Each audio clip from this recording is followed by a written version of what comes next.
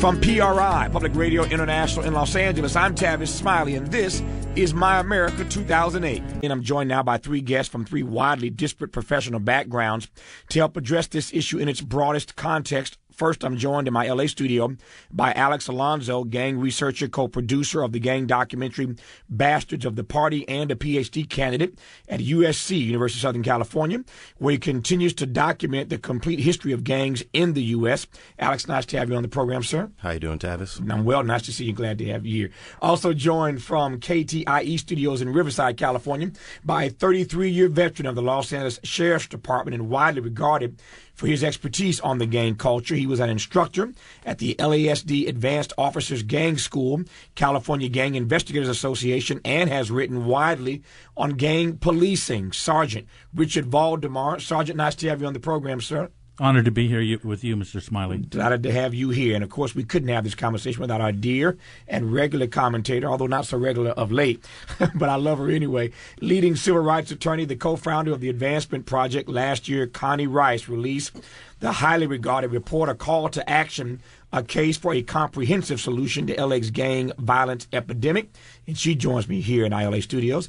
Connie, all that said, nice to see you. Great to see you, Tavis. Alex, let me start with you. As I mentioned at the top, we have three different experts in this conversation today of three disparate backgrounds, professionally that is. But I want to start with you because I want to get a sense of, since you're the expert in this regard, how this gang problem began to take shape. Take me back to the early stages of when this became the kind of problem that we know it to be today. Well, in Los Angeles, the very first gang problem, quote unquote, really happened in the late 40s, early 50s when blacks started to migrate in large numbers from the South. They lived in the Central Vernon area, which was like main community where blacks could live because of restrictive covenants. You couldn't just buy a house or rent an apartment in any area. And over time, that community ended up having problems with the white community, which was pretty much all of South Los Angeles. And around 47, 48, blacks first started a group called the Boss Men, which later became the Businessmen, and they started fighting with white groups from the high schools in the area, and they got the label gangs. The reason, again, for the creation of the gang was simply to fight white folk? It was just a defensive mechanism against the white groups and white gangs in there at the same time. And then eventually the businessmen formed another gang and another gang and another gang. And then as white flight took its place and there were less white residents in South L.A., you end up just having this black club/gang structure in place that eventually started to conflict with each other. To your point now, it's an obvious place to go. While one does not condone this under any circumstance, let me be clear about that, one can understand where racism is involved, where there might be tensions that might lead to some sort of activity, although illegal though it might be, between these two groups of people, black and white. What one has a harder time understanding is how it went from black versus white to black on black. Well, I don't think it's an unusual thing. We've seen that in many different groups and organizations over the history of time. Even the mafia in Italy at some time was there to protect themselves against French aggression. And then after they have this structure in place, it seems to be like they don't know what to do next. And it's a little bit of abuse of power that takes its form. And then a conflict internally eventually happens. And you could look at different groups and organizations all the way back to Africa over time that they create for a certain reason, that's to protect the neighborhood, community, or area. And then at some point, it eventually just falls apart on itself. I appreciate the historical context. Help me now understand when, in a contemporary sense, since some of us weren't around here in the 1940s, but in a contemporary sense, when did this become the kind of problem where it was being politicized, talked about on the front pages of the newspapers? When did it become the kind of problem that we know it as today? I think it became this problem we know it as today during the second stage of gang formation in Los Angeles. Because when I was talking about the 40s and 50s, I'm not talking about the Bloods and Crips. Exactly. There was a lull of activity from the mid-60s all the way up to the early 70s. And at that point is when you see the Crips forming and then the Bloods forming. It was sort of like after the whole civil rights era just went haywire, especially in Los Angeles, where all the leadership and all the people that the black community looked up to either got arrested or was incarcerated at the end of that civil rights era. And then you see this new birth of a new gang forming around 71, 72, 73. As the Black Power movement started to wane a little bit, we see the rise of these gangs? It was actually right at the tail end of that. A very important incident was in UCLA in 1969 when the heads of the LA Black Panther Party chapter were assassinated. Mm-hmm. And then right at that point, you see the early forms of the young Crips who were too young to join any of the political organizations in 1960, but they were old enough to see what was going on. And around that time is when the Crips tried to form their little quasi-political groups, but it didn't ever take its form that way. And then by the time you get to the early 70s, they started to try to struggle with other neighborhoods, and then it became criminal. And the primary reason, again, for the Bloods and Crips, as we now know them, becoming gangs in the early 70s was what? Well, it was the lack of leadership that was around in Los Angeles. You had a lot of guys that controlled the gangs from the 50s that were part of that civil rights movement. But by the time you get to 69, none of those guys even exist anymore. Sergeant Valdemar, I want to start with you now by asking what your earliest recollection was. I mentioned earlier you're an expert in this. You've been doing it for 33 years, dealing with this gang culture. Take me back to your earliest involvement with this problem as an officer of the law.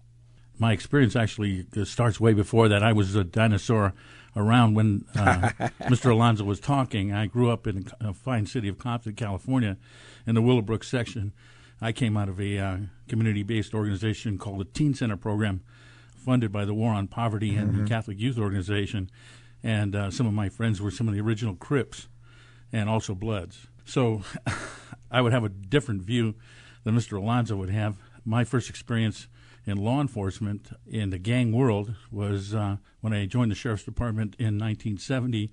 I was assigned to the Los Angeles County Jail, and at the time, 1970, there was a lot of gang activity in the jail system. And so my first exposure, I would have to say directly as a law enforcement officer, would be in the custody division. When you go to the custody environment, normal police officers carry a gun and a stick, and, they confront people usually one-on-one. Mm-hmm. The environment, there's a great number of people outnumbering the officers, and the officers are not armed except, maybe with pepper spray now, but we didn't even have that. And so you learn to think, observe, and you deal with people on a man-to-man basis and learn to deal with them. Tell me how you've seen this gang culture, since you've been around for so long, how you've seen the gang culture that you deal with from a law enforcement perspective. How have you seen that metamorphosize or change most principally over these years? Well, even the old veterano gang members will tell you that the gang members of today are nothing like they were in the days of the 60s and 70s. They're much more prone to violence. They're much more sophisticated. And most people have this image that, gang members are a bunch of kids fighting in the street against one another, and they don't understand that there's criminal activity that funds this warfare. That criminal activity includes direct links with Colombian and Mexican drug cartels, production of false identification, white-collar crime, internet access internationally with one another. In fact, the clone phone was invented by a Crip in the 80s. So the technology also affected the gang. I didn't know that, with all due respect to these brothers who are not stupid by any stretch, I didn't know that black and brown men were that sophisticated and had those kinds of international connections. Is that what you're telling me? That these cats I see at the gas station with wearing blue and red are that sophisticated? Yes, sir. The sophistication level is much beyond what we the average citizen sees. My first contact with the Nextel phone system and its walkie-talkie feature was working in the projects when I watched gang lookouts using that walkie-talkie feature to tell drug dealers in the projects when the police were coming. Let me shift gears somewhat dramatically and jump back to the beginning of your very first answer about the fact that you had some friends who were original Crips and original Bloods. Tell me how you ended up being in a neighborhood, and for that matter, you ended up making a choice to go into law enforcement when some of your friends ended up being founding members of the Bloods and the Crips. Well, the community that we lived in was on the poverty line. In fact, Willowbrook is the poorest section of Compton. And that was a very poor neighborhood. We had no sidewalks. When it rained, it would flood. Most people didn't have jobs. But we all went to the same schools together, and we all became friends because of that school association. I'm talking about grammar and eventually junior high school, because by high school, most of those kids had dropped out. At any rate, I maintained a friendship with most of them, and they're a small percentage of the population. Most of the kids who went to school, even in Willowbrook in 1965, which is probably the most turbulent time that I can imagine, were successful in fitting into the system and finding jobs and being productive members of society. But about 10% of them involve themselves in street gangs, and most of those drop out. So we're talking about a 5% hardcore group who become career criminals.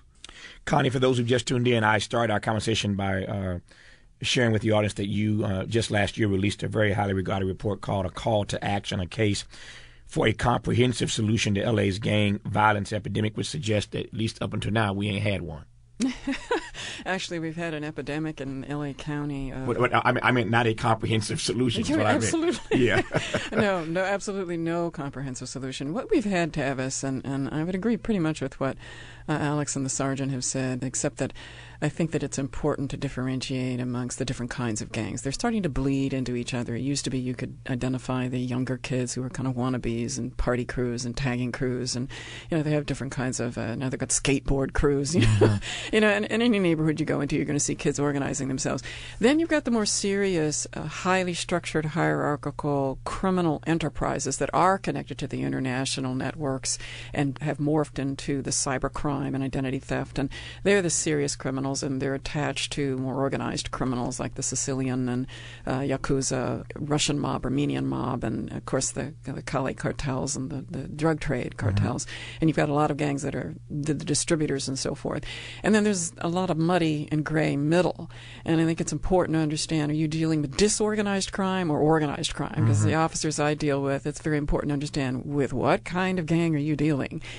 But we have had a very interesting response to this. It's our usual war on gangs. And in L.A., which I think is the womb of a lot of this stuff and has the most virulent, and it's been documented by epidemiologists and criminologists, a 20-year youth gang homicide epidemic that has not gone below epidemic levels, which means that in L.A. County there is a gang culture that is more virulently violent and more entrenchedly violent than you'll find anywhere else in the country. And that's been documented by Dr. George Tita and some others with the Attorney General's office in California. And the reason for that is, right quick? We don't really know. It just may be because L.A. County is so big and unpoliced and lawless, and that we're so huge in L.A. County that you can swallow hot spots that in any other city would cause a 5-alarm fire.